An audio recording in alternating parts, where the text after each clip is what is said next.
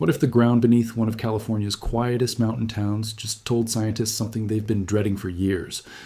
A small earthquake, nobody outside the state even noticed, might be the first crack in a silence that has lasted more than a quarter of a century. Before I tell you what happened and why researchers are suddenly paying such close attention, hit that like button right now, not for me, but so more people see this before the story develops further, because this is exactly the kind of thing that keeps unfolding over the following days and weeks, and you don't want to be the last one to know. Let's start with the basics, because context matters here more than almost anything else. In the early hours of a quiet Sunday morning, while most of Southern California was still asleep, the ground shifted near a small mountain community called Frazier Park. It sits all on Interstate 5, tucked between Los Angeles and the Central Valley, in a spot most drivers pass through without ever noticing. No gas station selfies, no scenic overlooks, just pine trees, a 2-lane highway, and a handful of homes scattered across the hills, the kind of place people drive through on their way to somewhere else without ever learning its name. The shaking measured somewhere around magnitude 4.2, strong enough to rattle picture frames, wake up sleeping families, and send a jolt of adrenaline through anyone who felt it. It reached FAR beyond Frazier Park too. People as far away as Santa Clarita, Palmdale, and parts of Los Angeles and Orange County felt the ground move that morning. Hones buzzed with early warning alerts seconds before the shaking arrived, giving people just enough time to brace themselves before it hit. Thankfully, no injuries or major damage were reported. The early magnitude estimates shifted slightly in the hours afterward, too, drifting between roughly 4.1 and 4.4 as more seismic stations reported in and scientists refined their calculations. That kind of small adjustment is completely normal and doesn't change anything about why this particular location matters so much. On its own, this kind of earthquake is nothing special. California produces thousands of small tremors every single year. Most go completely unnoticed by anyone except the sensitive instruments buried underground, quietly recording every twitch and shiver the EA or earth makes. Only around 15 to 20 earthquakes reach magnitude 4.0 or greater in a typical year across the state, which still sounds like a lot until you realize how many total earthquakes actually happen. California IA is one of the most seismically active regions in North America. Only Alaska records more earthquakes annually. So why would anyone care about one more 4.2 added to a list that already runs into the thousands? Because of exactly where it happened. This earthquake struck almost precisely at the point where two of the most closely watched fault lines in the entire country physically meet. One is the San Andreas Fault, the famous crack in Teehee Earth that runs almost the entire length of California, the one most people have heard of even if they've never set foot in the state. The other is the Garlock Fault, less famous, but arguably just as important, cutting across the landscape like a diagonal scar, running almost directly into the San Andreas at an angle. Where these two faults meet, something unusual happens to the landscape. The San Andreas Fault doesn't run in a perfectly straight line through this region. It bends. It bows outward under pressure, like a plank of wood forced to curve because something immovable is pushing against it from the side. That bend isn't decoration. It's a warning sign written directly into Taj shape of the land itself, visible on any detailed geological map if you know what to look for. And this particular stretch of ground, this exact junction, has stayed unusually quiet for a long time. As far as researchers can tell from the historical record, nothing this strong has happened at this specific location in more than 26 years. When a spot known for building tension goes quiet for T-hat long and then suddenly speaks up, even with something as modest as a 4.2, seismologists don't just shrug it off. They lean in closer because silence at a known pressure point is rarely a sign that the pressure has gone anywhere. To understand why, you need to picture what's actually happening underground, because it's not as abstract as it might sound. Imagine two massive slabs of rock, each one the size of entire mountain ranges, sliding past each other in opposite directions, year after year, century after century. They don't glide smoothly. They catch, they snag. Friction holds them together at certain points while the rest of the rock keeps trying to move. That mismatch between motion and friction is where stress lives. It builds quietly, invisibly, for decades, sometimes centuries, until the rock simply can't hold the tension anymore. Then it slips all at once, and that sudden release is what we feel as an earthquake. Now picture two of these massive systems, not just sliding past each other, but crashing into one another at an angle. That's essentially what's happening where the Garlock Fault meets the San Andreas. One slab pushing one direction, another pushing a different direction, colliding right at this bend in the Earth's crust. Geologists have a term for spots like this. They call them structural complexities, but the plain English version is simpler. This is where the E-physics gets messy, and messy is exactly where the biggest, least predictable earthquakes tend to originate. A straight, simple fault tends to release stress in smaller, more frequent, more manageable increments. A bent, tangled junction like this one tends to hold onto stress far longer, then release it all at once in a much bigger event.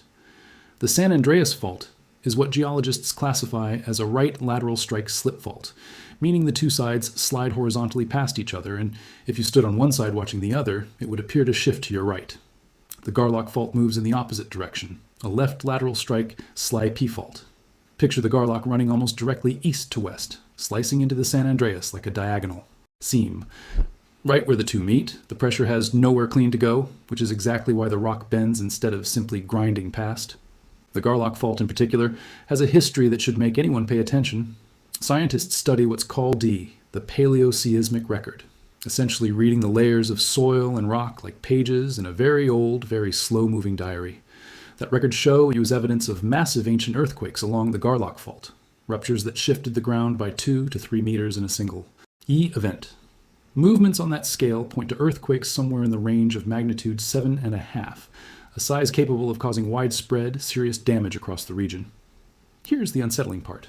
Nothing close to that size has happened on the Garlock Fault during the entire period we've actually had detailed records for.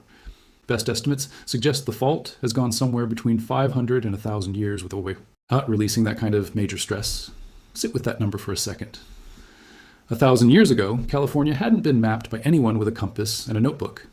Entire civilizations rose and defell elsewhere in the world, while this fault sat quietly building pressureux beneath ground that would eventually become one of the most populated regions in the country. Faults don't forget. They don't relax over time, just because nothing dramatic has happened in a while. The rock keeps grinding, keeps locking, keeps accumulating, adding strain with absolutely nowhere for that energy to go, except into a future earthquake. This is already a lot to take in, and we're still only warming up. If your mind is racing, the way mine was the first I connected these pieces together, drop a comment right now telling me one thing you didn't know before this video. It genuinely helps me understand what to dig into next, and it helps this reach more people who need to hear it before something bigger happens.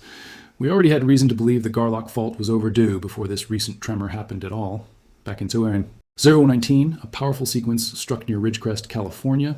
A magnitude 6.4 quake, followed the very next day by a much larger magnitude 7.1 event, the strongest to hit the state in over 20 years at that point. Researchers later calculated that this sequence added roughly 30% more stress directly onto the Garlock Fault, pushing an already tense system even closer to its breaking point.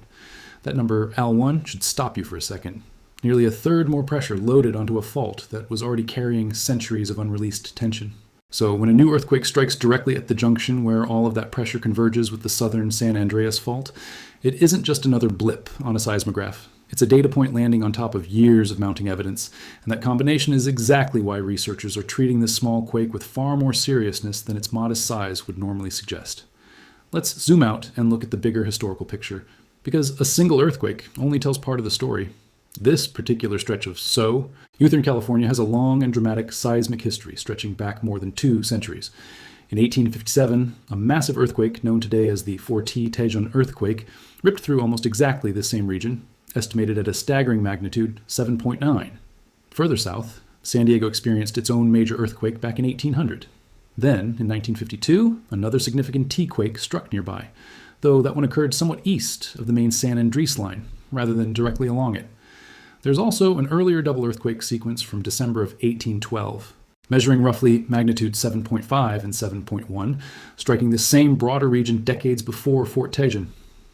What stands out when you study this pattern closely is where the recent activity has actually been concentrated. Over the past several decades, most of the major seismic action in this part of California has clustered to the east, Outtake Ross, the Mojave Desert, and the broader eastern shear zone. The 2019 Ridgecrest sequence fits neatly into that eastern pattern. So does a significant quake back in 1999 and another in 1992. Meanwhile, the western side of the system, the San Andreas Fault itself, has stayed comparatively calm for a long stretch of time. That kind of prolonged quiet isn't reassuring, it's the opposite. A fault that hasn't ruptured in a long time isn't a FO fault that's safe. It's a fault that's loading, quietly, patiently, the way a spring keeps storing energy the longer it stays compressed. There's a fascinating and slightly eerie pattern that seismologists have documented, involving how earthquake activity seems to drift geographically over time in this region. shifting gradually from east to west and back again across time spans of 50 to 100 years or more. It's an incredibly slow rhythm, far too slow for any single person to notice within their own lifetime, but when you zoom out across generations of data, the P-turn becomes visible, almost like watching an extremely slow pendulum swing back and forth across an entire region. Given that recent major activity, including Ridgecrest, has leaned heavily toward the eastern side of the system, some researchers now suspect the pendulum may be swinging back westward, placing rising pressure exactly on the Garlock Fault and the southern San Andreas, precisely where this new earthquake just occurred. Think about that for a moment. If that long, slow pendulum really is swinging back this direction, then the recent burst of eastern activity might represent the closing chapter of one phase, with tension now shifting toward the very junction that just produced this quake. And this earthquake didn't happen in isolation either. Earlier the same summer, a magnitude 5.6 earthquake struck near Redwood Valley up in Mendocino County, Northern California, strong enough to knock out power for those sands of households and cause real, tangible damage. Just weeks before the Frazier Park quake, researchers published new findings after modeling roughly 1,000 years of earthquake activity across the southern San Andreas and San Jacinto fault systems, a project involving scientists from the University of Hawaii at Manoa, among others. Their conclusion was striking. Current stress levels along these fault systems now appear to be at or above anything recorded across an entire millennium of geological history. The study zeroed in on a specific location called Cajon Pass, describing it using a phrase that sticks with you once you hear it: an earthquake gate.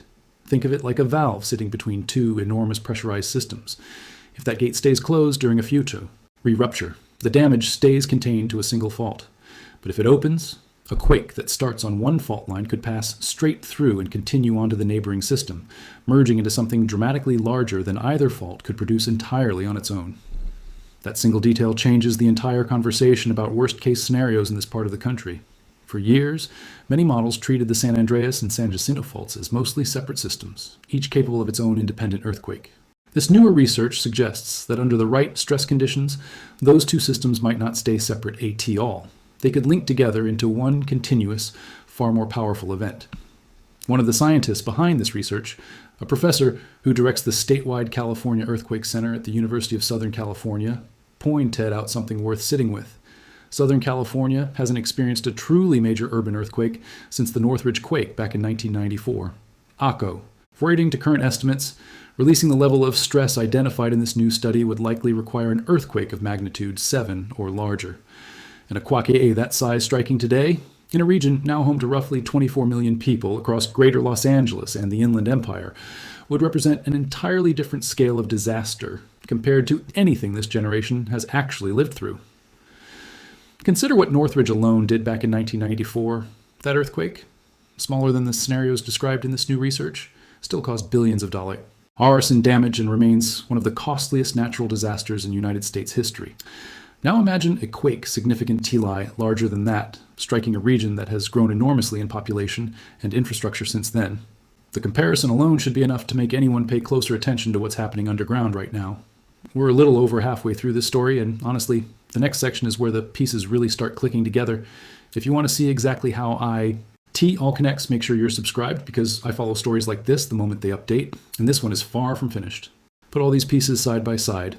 A fault system that's been building pressure for possibly 1,000 years without a major release, a neighboring fault that just had extra stress loaded onto it by a major earthquake sequence in 2019.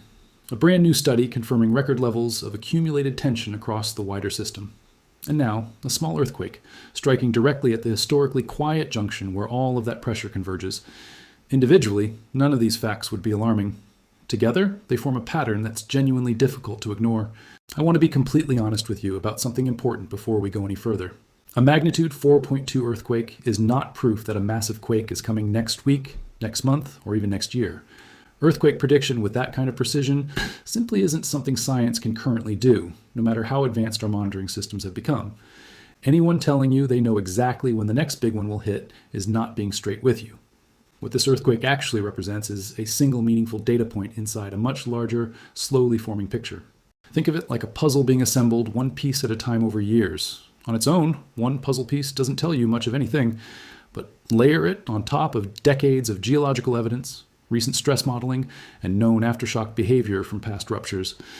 and the specific quiet history of this exact location, and the picture that starts to emerge becomes far more informative than any single piece could ever be alone. That's genuinely how modern earthquake science works day to day. Not through dramatic single predictions, but through patient accumulation of exactly this kind of evidence, piece by piece, year after year. There's also a broader global pattern worth mentioning here, even though it treads into territory that's still being actively studied and debated. Seismologists have long understood that large earthquakes can send stress rippling outward, subtly influencing other fault systems located a considerable distance away. This isn't a fringe idea, it's a documented phenomenon within seismology, though the effect tends to weaken significantly with distance. There's an interesting historical example worth knowing about. Back in 1811 and 1812, a powerful sequence of earthquakes struck the New Madrid region in the central United States. And right in the middle of that broader sequence, in March of 1812, California experienced its own significant double earthquake, measuring roughly magnitudes 7.4 and 7.1. Some researchers have pointed to timing correlations like this as evidence that seismic activity across different regions might occasionally be more connected than most people assume, even across enormous distances. To be fair, most seismologists treat a connection across a gap that large as an interesting historical curiosity, rather than a firmly established cause and effect relationship, but the underlying mechanism, stress quietly rippling outward from major earthquakes, is genuinely well documented at more regional scales, and it's part of why researchers keep an eye on global seismic activity as a whole, rather than focusing only on whatever is happening within a single state or country. This year alone has seen an unusual amount of powerful seismic activity scattered across the globe. A historic and devastating earthquake sequence struck along a fault system in South America the very same day Northern California experienced its own magnitude 5.6 quake near Redwood Valley. A sequence so destructive it left thousands missing and several thousand confirmed dead, one of the most damaging seismic disasters that region has seen in generations. Around that same period, a moderate quake struck near Cuba, and a separate quake hit down in Baja California. A region that has, in certain documented cases, shown a loose connection to seismic activity further north in mainland California. Though that connection doesn't hold true in every single instance, taken individually, none of these separate earthquakes prove any kind of guaranteed relationship with what happened at Frazier Park. But taken together, as part of a much broader pattern of unusually active seismic behavior across multiple connected systems this year. They paint a picture of a planet currently releasing an unusually large amount of accumulated tectonic stress across several regions at once. There's one more detail worth mentioning, even though it sits firmly in speculative territory and remains far from any kind of scientific consensus. Just hours before the Frazier Park earthquake struck, the sun released a significant solar flare, strong enough to trigger a noticeable radio blackout on the opposite side of the planet. Some researchers have explored the broader question of whether intense solar activity might have subtle indirect influences on Earth's upper atmosphere, and, through a long chain of physical effects, potentially on geological activity as well. This idea remains genuinely early stage and is not something the mainstream scientific community currently accepts as an established link. I'm mentioning it here purely as an interesting layer of context surrounding an unusual morning, not as meaningful evidence of anything specific. Solar flares happen regularly, and earthquakes happen constantly around the world, which means some overlap in timing is going to occur naturally, purely by chance, without needing any real connection at all. So where does all of this actually leave us?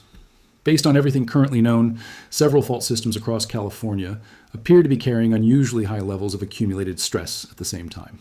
The Garlock Fault remains significantly overdue for a major release, potentially in the range of magnitude 7.5 or larger. The southern San Andreas Fault has gone an unusually long stretch without a major rupture directly along its own length. And recent research suggests its accumulated stress may now rival or exceed anything seen across the past 1,000 years.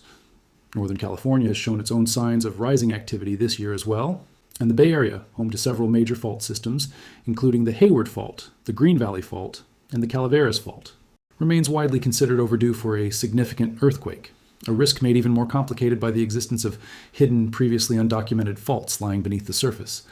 The West Napa Fault is a striking example, since it wasn't even formally recognized by researchers until it produced a magnitude 6 earthquake back in 2014.